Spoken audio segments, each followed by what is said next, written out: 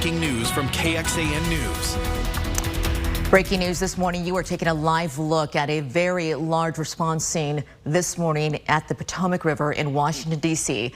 This river is now the site of a deadly crash where a passenger plane carrying more than a dozen people collided with an Army helicopter. I'm Sally Hernandez. And I'm Tom Miller. Clearly, it is still dark there. You see those rescue boats on the water. Rescuers say as of this morning, they found at least 12 bodies while working overnight. Here's what else we know so far. This crash happened right before 8 our time. American Airlines flight 5342 with 64 people on board colliding midair with an Army Black Hawk helicopter with 3 people inside. The plane was on its way to D.C. from Wichita, Kansas. This is a look at EarthCam, and this is the moment that was captured that will be studied for a very long time here. You can see the crash happening mid-air, the light in the center of the sky showing the explosion. There's another approaching, and they both go down together in the river. President Trump is calling the crash a, quote, bad situation. It looks like it should have been prevented. He raised several questions about the crash. Rescue operations right now with tricky, cold temperatures. Fire chief there saying dark and cold waters in the Potomac are hard to look through. So it's a highly complex operation. The conditions out there are extremely rough for the responders. It's cold. They're dealing with relatively windy conditions. Wind is hard out on the river. So they're out there working. We're doing everything we can to keep them safe. And there's also this, U.S. Figure Skating releasing a statement confirming several members of its skating community were on board the American Airlines flight. All flights out of the Ronald Reagan Washington National Airport are now canceled until 10 this morning our time. 2 Austin flights are scheduled this afternoon to fly there. Those are still scheduled to be on time. We'll let you know if that changes. First warning weather with meteorologist Kristen Curry.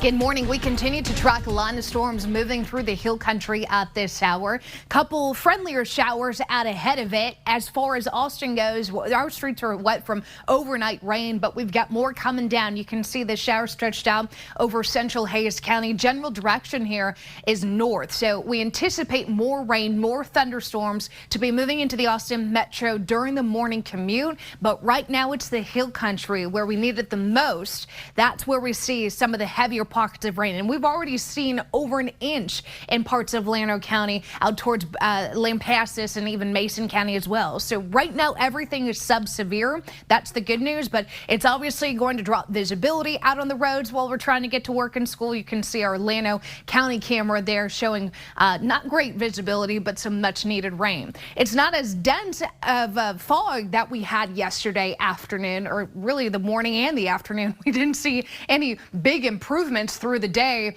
but at least we're getting some rain out of this, and this is pretty much going to be the prime time for that soaking rainfall. Your evening commute home should look much better. So coming up, tracking these storms, comfortable temperatures for a while, and we'll bookend this with your weekend forecast. That's coming up here in just a few minutes. Kristen, thank you. President Trump signing his first bill into law, calling it the Laken-Riley Act, and it's intended to target migrants who are accused of crimes. It's a law which requires U.S. officials to detain immigrants accused of theft, burglary, or shoplifting. Laken-Riley was killed last February by an undocumented migrant who had been previously arrested. There's no amount of change that will ever bring back our precious Laken. Our hope moving forward is that her life saves lives.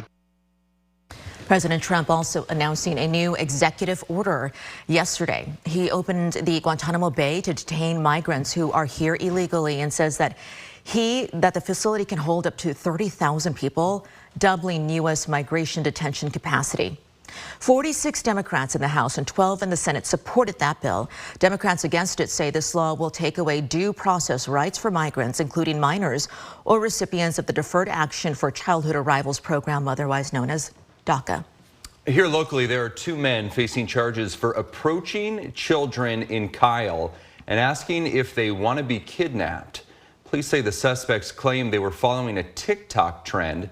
Police say it happened yesterday afternoon. The suspects, following a 7- and 9-year-old 9-year-old as they walked home from Negley Elementary, according to police. Those children called their parents, who then called police. And police say they arrested 19-year-old Kane Villarreal and 18-year-old Lane Birch. They are charged with making a terroristic threat.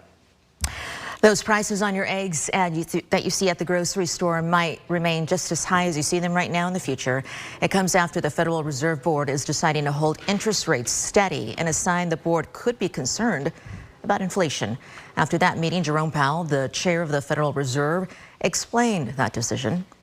So in the current situation, there's probably some elevated uncertainty because of significant policy shifts in those 4 areas that I mentioned: tariffs, immigration, fiscal policy, and regulatory policy. So there's probably some additional uncertainty, but that should be passing. We should go through that, and then we'll be back to the regular amount of uncertainty. So, last year, the Fed cuts its benchmark rate 3 times in a row, which resulted in about a full point. And that decision yesterday to pause rate cuts comes after President Trump told the World Economic Forum he would demand interest rates drop immediately. The latest nationwide report card shows America's students are falling further behind in math and reading in the years after the pandemic. But at Austin ISD, it appears that students are returning to their pre-pandemic levels. The district says student scores are higher than their state, peer districts, and the nationwide average. The National Assessment of Educational Progress tests reading and math proficiency. It's on a sample of 4th and 8th grade students nationwide. The district says Austin ISD's proficiency scores are higher than the state in 8th grade math and reading, and scores in 4th grade math were higher than the national average. While most grades and subjects were not changed much from 2019, 8th grade math scores were significantly lower. An education researcher with the American Institutes for Research says that is a nationwide problem, and it's troubling. All of the findings are an alarm bell, because when I look at these test results, I think about the future of these students, and we know that there are strong connections between how well students do on these tests and their opportunities later in life in college and the workforce. So to me, this is a 5-alarm fire. AISD says there also appears to be gaps in scores for marginalized and economically disadvantaged students. Good morning. A stressful situation in Georgetown is now over. People in more than 300 buildings had to evacuate this area yesterday as a gas line ruptured in downtown Georgetown. Yeah, it caused a lot of confusion. Atmos Energy reported the leak near Main Street and University Avenue yesterday. Happened in the morning. According to Atmos Energy, a construction crew working in the area damaged a gas pipeline yesterday. Georgetown Fire lifted that evacuation notice last night as crews continue to repair that gas line. Atmos Energy is urging anyone in Georgetown to call if they smell gas. Good morning. This is a live look from downtown Austin, where it is raining on top of the KXAN studios. Much needed rain. Kristen Curry tracking where it's falling, how much more is coming still ahead. To the news, and the owners of an Austin Spanish immersion preschool have settled a labor trafficking lawsuit. Yeah, Austin Echo Bilingual School is ordered to pay $250,000. That is equal to the maximum fine for violation of the state's civil anti-trafficking law. Texas Attorney General Ken Paxton claiming the owners of that school threatened to have employees deported, arrested, or even separated from their own children if they did not continue to work for less pay than promised or no pay at all. The school's owners, Adriana and Enrique Rodriguez, deny any kind of wrongdoing in the case. KXAN investigators talked to a parent who says her kids used to go to the school, and she got involved after speaking with some teachers. They knew that I was an attorney, and they had some questions about their employment, and they started asking questions about taxes, about if it was okay, some of the treatment that they were receiving, some of their paychecks, some of their immigration status, and all of it was concerning to me as a mom and an attorney. Yeah, the attorney representing the school and the owners say that the allegations were proven to be false. He says they only agreed to settle to avoid any kind of costly trial. The settlement document notes it is not an admission of wrongdoing. Now, in a statement, he told us, quote, the school continues to operate to this day, providing much sought after child care services and bilingual education for the Central Texas community. Getting around Austin's Zilker Park going to be a little easier soon, as Austin is almost finished with construction on a new shared use path and a boardwalk system right there near the park. Everybody's looking forward to that. Have you been there? Here's a look at some of the new work that spans just under a mile, connecting along Barton Springs Road between Stratford Drive and Mopac. This is a project that is part of the revitalization plan between a few Austin agencies and should all open up in the spring. Hopefully construction can resume after the rains today. Exactly. Yes. Yeah, just in time for Kite Fest. Yeah. I was just looking at the calendar, April 5th. Okay. So usually we're deeply involved, and that's a lot Yes. of fun. Be here sooner than you know. Yeah, that will certainly help everyone going out to Zilker. Let me show you what's going on with your forecast, because if you are one of those who are religious in your trips to Zilker, getting the dog out, running around, maybe Auditorium Shores, this rain event is likely to just be this morning. So if you can wait till after work or after school, I think you're going to be much happier, because it's likely going to be pretty muddy out there. We already have some rain falling in the Austin Metro. Starting big picture, you can see the main line is still out to the west, but we had a nice little downpour just briefly here in the Austin Metro. You can see that heaviest rain is just to the north now of downtown. So up in North Austin, get ready. This is moving your way, but towards Lost Creek, out towards Bee Cave, Lakeway, Hudson Bend, you've got some moderate to briefly heavy rain where you're at. And then we've got some showers stretching all the way through central Hayes County, where again, we've got a few more rural roads out there. So those are likely going to be impacted by the low visibility, and without the lights, it's going to be tricky to navigate some of those roads. Be mindful of that. Do know that, again, the heaviest storm action rain potential is still to the west, so there will be more to come. Right now, we've got Llano probably waking up to some noisy storms at the moment. Lightning here that stretches all the way down into Gillespie County. Doss getting in on some of that thunderstorm action, but as a reminder, nothing is severe right now, so I'm not seeing any significant hail concerns, no damaging wind concerns at this moment. That low threat does continue this morning, though, so I'll let you know if any of those thunderstorms do continue to strengthen and reach that severe criteria. Right now, our Craig's Market camera there in Lockhart showing wet roadways. Eastern counties are going to be the last to get in on this, and that looks to be closer to about 8, 9, 10 a.m. this morning that you will be looking up more shower and thunderstorm activity. Look at the temperatures, widespread 50s, 60s, 70s this morning. Now, our temperatures will come down a little bit right behind that cold front. You can see that the warming trend isn't as pronounced out west as it is out in front of that cold front, with temperatures up about 15, 20 degrees. But I still anticipate a nice, comfortable day. We'll climb all the way into those lower 70s behind this cold front, and then drop down to the 40s and 50s with that cooler, drier air. So looking ahead here, 6 a.m., you can see we'll likely get in on more thunderstorm action around that time over the I-35 corridor. It slowly starts to push off to the east. This is 7, 8 a.m. this morning, moving out of the Austin Metro into our eastern counties. By 10 a.m., we're starting to lose that line. Lunchtime, I mean, most of that rain's now to our east, and we're just going to be looking at a mix of sunshine and cloud cover later on today. That being said, still keeping a severe risk in at about 1 out of 5. So most of these storms will not be severe, but maybe 1 or 2 could cause some problems with hail and wind. As far as what comes next, drier skies and warmer temperatures. I mean, the 7-day forecast looks awfully quiet after this morning. So keep that rain gear around, factor in some extra time for the morning commute. But do know we get spoiled with some really nice weather thereafter. Sunshine, dry skies, highs in the 70s, maybe our first 80-degree day of the year. Come Monday, mix of sun and clouds Tuesday, Wednesday, overnight lows nowhere near freezing. Tom? Thank you, Kristen. There is an Austin man in custody this morning accused of smuggling dozens of guns into Mexico. The Department of Justice says it happened in Eagle Pass on January 19th.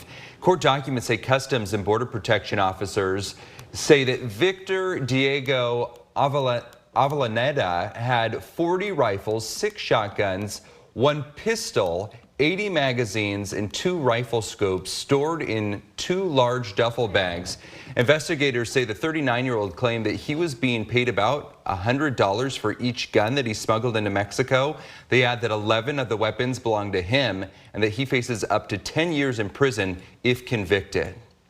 This is also developing, and right now our investigative team breaking on KXAN.com yesterday as deportations have been sweeping the nation under President Trump's new administration. Yeah, the KXAN investigators have been working nonstop, including Matt Grant. He learned that there is a downtown Austin federal building.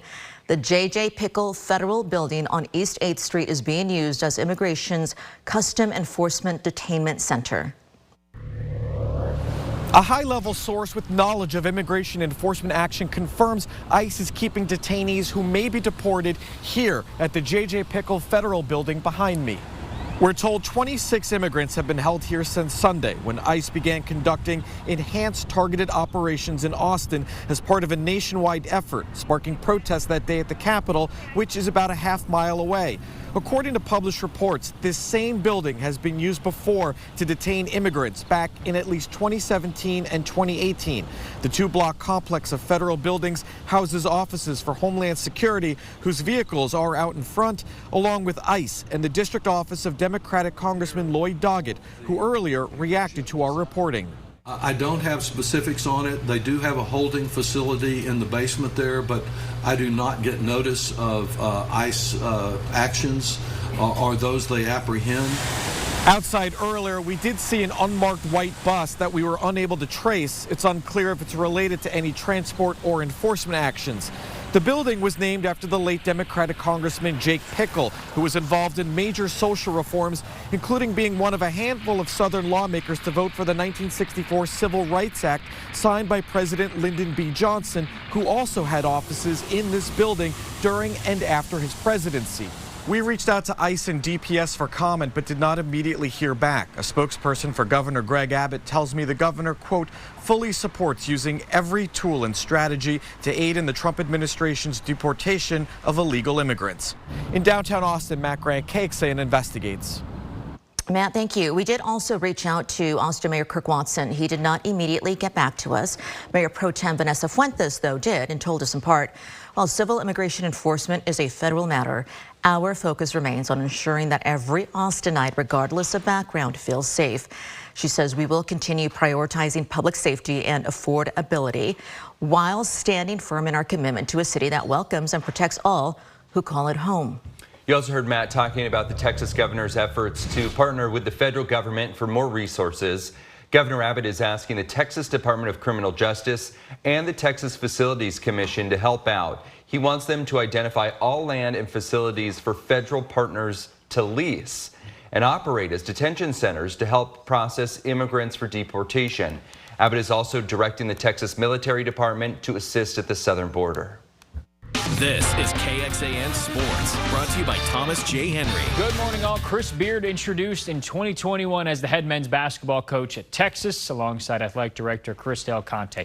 Then he was fired in early 2023 after being arrested for domestic violence. Once called the prodigal son coming home by Cristel Conte a night ago, Texas called him the opposing head coach. Beard, in his second season leading the Ole Miss Rebels, hugging Rodney Terry pregame. He used to be an assistant under him at Texas, now his successor and the opponent. Texas looking for another win against a ranked opponent on the road early on. It's Trey Johnson doing what Trey Johnson does. Puts the Longhorns up 8 with the nice jumper. Then Texas up 11 on the road against a ranked team off the steal. It's a fast break. Jordan Pope, no. But Devon Pryor, yes, that guy has been playing outstanding as of late. Second half, we go. Ole Miss came all the way back. Then they're up 3, about 5 minutes left. The pickpocket of Johnson. Dre Davis dunk. The sip is rocking. They go up 5. Texas hanging tough. That's what they do. Under 3 to go. Johnson again to tie. He's an outstanding freshman for a reason. Tied at 66. Then Texas down 2 with about 90 seconds to go. Caden Shedrick, the sixth-year senior, puts it back for the tie. Ole Miss continued to take the lead. Texas down 1. Runner does not go. Neither does the putback. Kaluma was so close, back healthy for this one. Ole Miss hit some free throws. Texas had a chance after that with a 3 in the final moments, but Trey Johnson could not hit that, and Longhorns fall on the road 72-69. More Texas football news. They get a name out of the portal from the team that ended their season. Hero Kanu, fun name, 14 tackles over the last 2 seasons in Columbus, including 1 against the Longhorns in the Cotton Bowl earlier in January. 6'5", 305-pound big human, and a native of Germany. Texas women's basketball team back in action tonight, looking to keep their winning ways going after a big 3-0 week a week ago. That's it for us. We'll send it back over to you. Coming up, we have the latest when it comes to an American Airlines jet carrying 64 passengers and crew and a crash with a Black Hawk helicopter near the Ronald Reagan Washington National Airport.